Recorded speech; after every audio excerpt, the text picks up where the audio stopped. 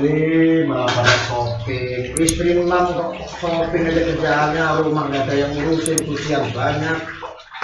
Aduh, masa harus nyari istri lagi yang setuju. Lah, Bos, ini sendiri? Ah? Ini sendiri? Oh, biasa shopping ke salon. Bantuin Kak. Bantuin, wah serius. Tapi sebentar nih lagi nonton YouTube, rame nih Bos. Rame apa? Ini drama perdana Habib Bahar bin Smith. Oh, Dari apa itu? kenapa? Dramanya mulai lagi tuh. Rame.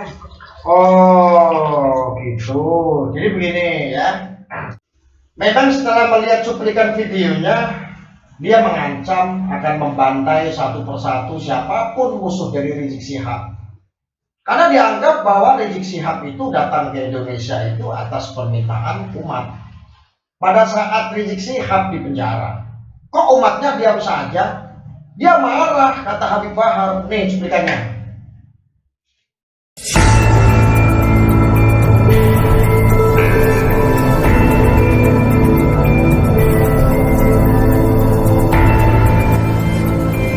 Karena Al-Habib Umar Al-Aini juga salah satu daripada Habib yang setia kepada Habib. Oleh karena itu saya sampaikan, inti orang, saya nggak masuk pemerintah. Inti orang, para habaib, para kiai, para ulama, siapapun ente, mau ente anaknya wali, mau ente anaknya ulama, ente mengkhianati Habib Rizik, bakal anak habisi satu-satu. Oh ya, ulama-ulamaan jangan semangat. Dialog, kemana dijawab?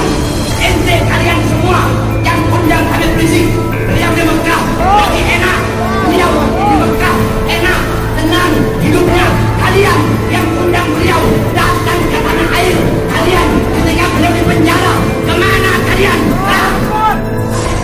Kemana kalian mau orang terbaik?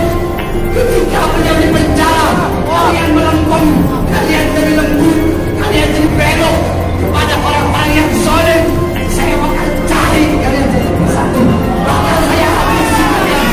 Siapapun kalian mengkhianati Habib Rizik, bakal saya habisi dan bakal saya musnahkan di luar. Dan muslim, ada kita itu muslim. Itu orang kalau berintimidasi, cari intimidasi hukuman, intimidasi anak, bahar itu. Itu itu polisi. Kalau mau intimidasi, mau larang, mau apa, cari hukuman yang kena mulut Nabi. Tidak ada satu pun yang bisa melarang apa-apa. Saudaraku setanah air, kita bertemu lagi ya. Saudaraku, Bahar bin Smith narapidana yang beberapa tahun ditahan karena menganiaya pengikutnya. Akhirnya sudah bebas murni. Ini disambut dengan sukacita oleh pengikutnya. Tentu saja pada waktu keluar dari penjara, ia dikawal dengan pasukan khusus dari Bahar bin Smith. Wah, pakai atribut lagi seperti militer. Heran saya, kok bangga banget ya pakai seragam army lu. Saya tidak tahu Bahar bin Smith ini seperti apa ya, tapi memang saya harus mengakui dia mempunyai pengikut yang sangat fanatik, loyal, dan tidak masuk akal. Itu kesimpulan saya sih. Nah, beberapa hari setelah dia pulang, dia diundang oleh kelompok pengajian ex-FPI. Mungkin yang di Petamburan ya.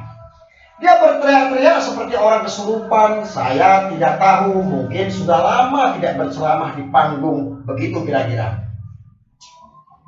Dikasih panggung, dikasih mic seperti kesurupan. Saya heran. Esensi dari dakwaannya jadi hilang. Katanya ini peringatan Maulid Nabi. Tapi yang disampaikan ya begitu keras, kasar, dan banyak kata-kata yang tidak pantas. Mungkin kita sudah lihat ya videonya ya. Bahar bin Smith ini bagi saya adalah sosok yang fenomenal, masih muda, rambutnya dicat warna orange atau hijau atau biru, saya tidak tahu. Tapi yang jelas memang dia memang fenomenal. mempunyai kekuatan karisma yang kuat sehingga pengikutnya itu yang tadi saya bilang ya, sangat loyal, tapi tidak masuk akal. Coba lihat dalam video, dikipasi oleh pengikut-pengikutnya yang lain, diteriakin bodoh, konyol. Itu mereka diam-diam saja. Ini pas dipasin begini, tetapi dia teriak-teriak bodoh, konyol. Ya seperti itu. Dia mengancam akan membantai satu persatu siapapun musuh dari Rizik Syihab, karena dianggap bahwa Rizik Syihab itu datang ke Indonesia itu atas permintaan umat pada saat Rizik Syihab di penjara. Lucu kan? Kok umatnya diam saja? Dia marah, akan membantai, akan melawan, kata-katanya sangat tidak pantas menurut saya. Untuk seorang ulama, akhirnya emang saya berkesimpulan memang sih dia belum pantas dikatakan ulama. Saya tidak peduli dia keturunan siapa, tapi dia tidak pantas mendapat gelar ulama. Karena ulama itu adalah alim, santun, menjadi panduan. Kalau ini kan tidak jauh dari sifat-sifat dan perilaku Rasulullah. Tidak sesuai. Rasulullah itu begitu santun kalau berceramah, ya. Konon sangat damai, menyejukkan, karismatik. Kalau ini kan tidak. Matanya menyala Bahar Smith ini seperti Abu Jahal dan Abu Lahab begitu. Terus bagaimana kita harus memakai bahwa ada orang pendakwah agama seperti ini dan diikuti? Dia mengancam siapapun yang membiarkan ada 6 laskar FPI dibantai dalam terkutip konon istilahnya dibantai lah ya. Kalau saya bilang tidak. Ini adalah benar-benar ada pertempuran dengan pasukan dari Polri. Jadi bukan dibunuh. Kalau saya kalau saya itu berasumsi seperti itu, ya. Sahabat setanah air, saya ingin menyoroti angle yang berbeda. Kehadiran Bahar Smith ini akan menjadi amunisi baru bagi kelompok-kelompok yang selama ini melawan pemerintah, terutama kelompok-kelompok Islam radikal dan intoleran. Ya, seperti mereka. Dengan ketidakhadiran Rizik Syihab di tengah masa Bahar Smith mungkin diharapkan bisa menjadi penggantinya Habib Rizik. Karena orasinya akan begitu meledak-ledak, kasar dan berapi-api. Yang tadi kayak orang pensi ya, atau orang kesurupan begitu, saya tidak tahu. Para pengikutnya ini mempunyai akal sehat atau tidak sih? Karena seharusnya orang Islam yang baik itu adalah mengikuti ajaran Rasulullah yang mencintai kedamaian, bukan mencintai kekerasan seperti yang ditunjukkan oleh Bahar Smith. Ini membuat saya jadi bertanya-tanya, mengapa Islam di Indonesia kok berubah jadi begini ya? Dulu, waktu saya masih kecil mas, dan masih remaja ya, Islam di Indonesia itu begitu damai, ulama begitu menyejukkan. Sekarang menjadi berbeda.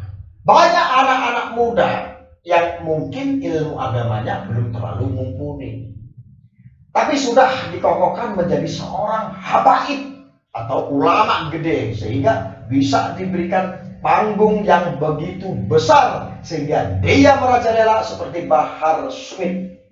Ini saudara setanah air, ada hal yang harus diwaspadai oleh pemerintah dan negara.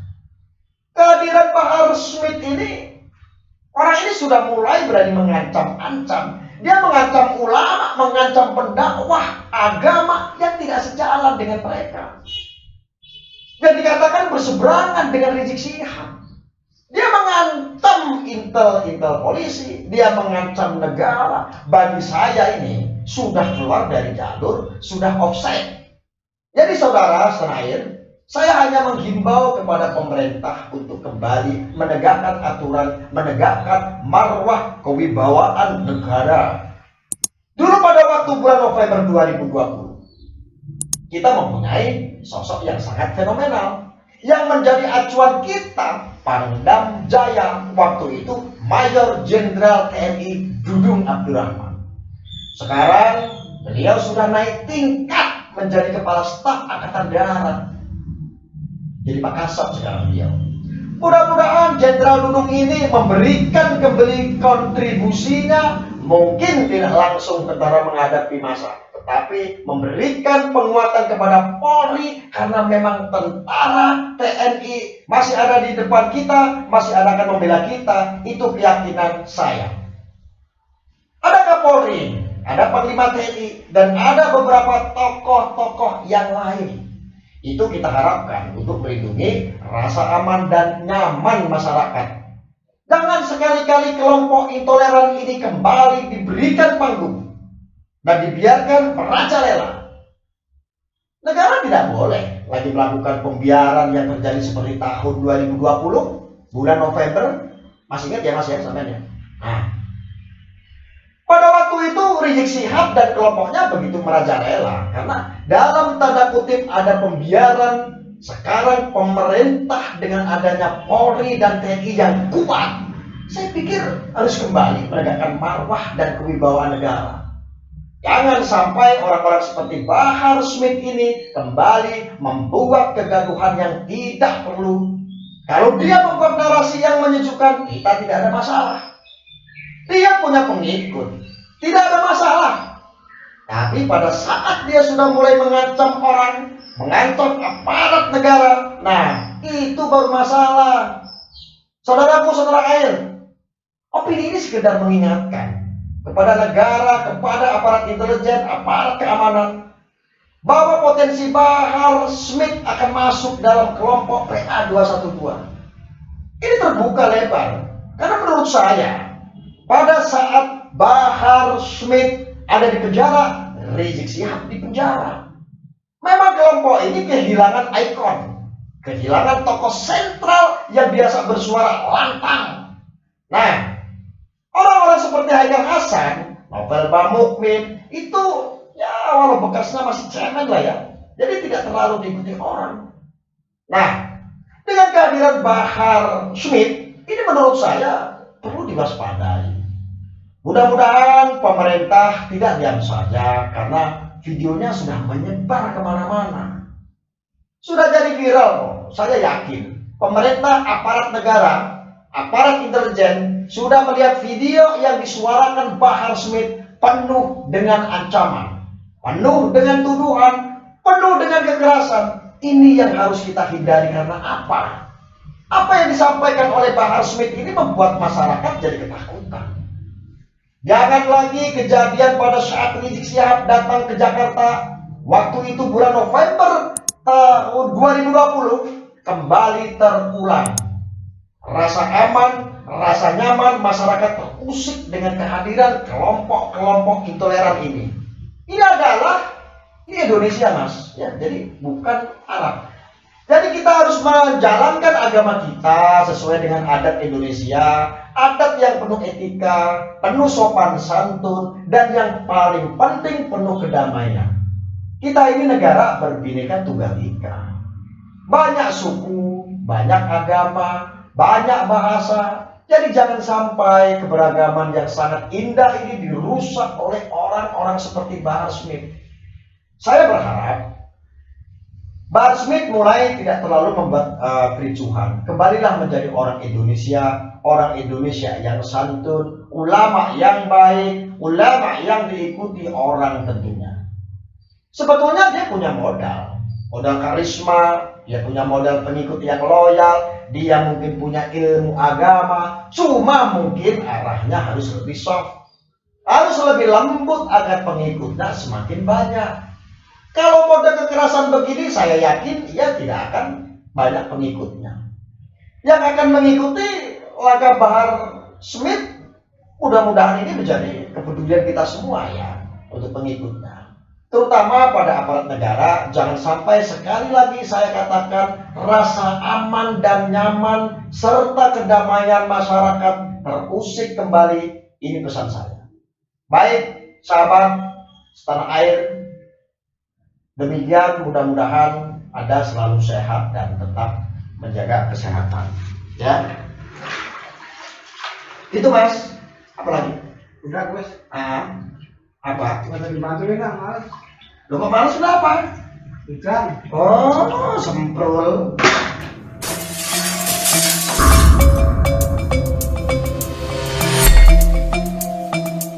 Saya barangkali akan